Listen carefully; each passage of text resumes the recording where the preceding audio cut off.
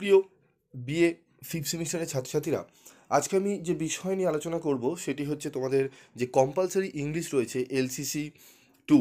তোমাদের সামনেই পরীক্ষা চলে এসছে। তোমাদের 10 তারিখ থেকে পরীক্ষা শুরু হচ্ছে।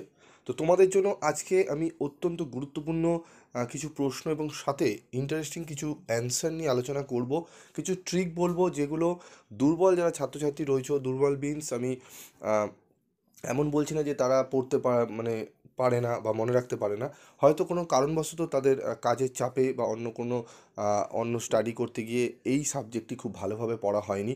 বিশেষ করে তাদের জন্য আমি আজকের এই ভিডিওটি তৈরি করছি, এবং এই ভিডিওতে যে আলোচনাগুলো করব শুধুমাত্র তাদের জন্য। এবং যারা ভালো রেজাল্ট করতে চাইছো, ভালো মিন্স খুব আউটস্ট্যান্ডিং রেজাল্ট করতে চাইছো, ইংলিশে খুব ভালো, তারা তো আমি সাজেশান আগিয়ে দিয়েছি, সেগুলো ফলো করেছো। আমি তোমাদের আরও সাজেশান দেবো, লাস্ট মিনিটে অপেক্ষা করবে। আজকে আমি আলোচনা করব যারা একটু ভয় পাচ্ছ যে কীভাবে স্যার পাস করবো। আমরা শুধু ইংলিশে পাসটুকু করতে পারলে আমরা রেহাই পাই, আমাদের কিচ্ছু পড়া হয়নি, কী করব। তো তোমাদের জন্য আমি প্রথমেই বলি, তোমরা দুটি পোয়েট্রি ভালো করে পড়বে। দেখো, আগে প্রথমে আমি সিলেবাসটি বলে নিই। দেখো, identify figure of speech poetry থেকে রয়েছে 3 ইয়ার্স রিগ্রো, break break break, to India my native land, Gitanjali 50। এই যে চারটি পোয়েট্রি রয়েছে, চারটি পোয়েট্রি থেকে আমি তোমাদের বলবো তোমরা 3 ইয়ার্স রিগ্রো এটিকে বাঁচবে এবং গীতাঞ্জলি 50, এই দুটো পোয়েট্রি খুব ভালো করে যদি পড়ে যাও, একদম এখান থেকে তুমি একটি 15 নম্বর প্রশ্ন একদম তুমি করতে তো 100% পাবেই। তোমরা দুটো পোয়েট্রি, এই দুটো 15 নম্বরে অ্যান্সার করতে পারবে। এবার প্রশ্ন হচ্ছে, স্যার প্রত্যেকটা অধ্যায় থেকে আমি তোমাদের 3টে করে মাত্র প্রশ্ন দিয়েছি, 3টে করে বাছাই করা প্রশ্ন, যে 3টে করলে 100% কমন পাবে। এবার প্রশ্ন হচ্ছে, স্যার অনেকে তো বলছে স্যার আমাদের 3টে মিলিয়ে একটি উত্তর হয়, বা আমাদের কিভাবে করব, ঠিক আছে, যে 3টে মিলিয়ে একবারে উত্তর করতে পারবো। দেখো, এইভাবে তোমরা বলেছো, আমি তোমাদের ক্লাসেও আমি তোমাদের বলে দিয়েছিলাম, যারা অফলাইনে বা ফোন করে যোগাযোগ করেছিলে, যে বলেছিলাম দেখো সব মিক্সিং করে অ্যান্সার হয়, আমি তোমাদের দিয়েও ছিলাম এবং আজকেও আমি আলোচনা করব। তবে বেসিক ব্যাপারটাকে যারা ভালো রেজাল্ট করতে চাইছো, ধরো এই 15 নম্বরের দুটো প্রশ্ন তোমাদের অ্যান্সার করতে হবে না, 30 নম্বর, এই 30এই তোমাদের কিন্তু 5 নম্বরটা তুলে নিতে হবে। 30-এ যদি তুমি 12 করে পাও, তাহলে 24 নম্বর তোমার কিন্তু উঠে যাচ্ছে, ঠিক আছে। তোমাদের 65তে পরীক্ষা হবে, পাস কিন্তু 19-এ, ঠিক আছে, বা 20 ধরলে যদি চলি, তো মোটামুটি 10 করে পেলেও আমরা কিন্তু 20 পেয়ে পাস করবো। কিন্তু ব্যাপারটা হচ্ছে, এই দুটো কোশ্চেন অ্যাটেন্ড করা ছাড়া ধরো আমরা কোনোটাই আর সেরকম পারলাম না, সেক্ষেত্রে যদি স্যার যদি মনে করেন যদি একটিতে 9 একটিতে 8 দিয়ে দেয়, সেক্ষেত্রে কিন্তু সমস্যায় পড়া যায়। কারণ যে প্রপার একটা যে কোশ্চেন এসছে তার অ্যান্সার প্রপার লিখছে, এবং তুমি একদম মিক্সিং করা একটি উত্তর লিখছো, যেটি যাই আসবে তুমি সেই উত্তরই লিখবে, সেক্ষেত্রে কিন্তু নাম্বারের অনেকটা হেরফের হয়, ঠিক আছে। সেক্ষেত্রে কিন্তু 50% পর্যন্ত নাম্বার দেওয়া হয়, এটি রুলস।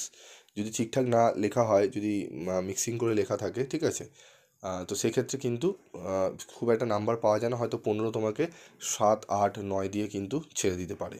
তো এই রিস্কটা একমাত্র তারাই নেবে যারা একদমই পড়েনি, কারণ তাদের পক্ষে সম্ভব নয়।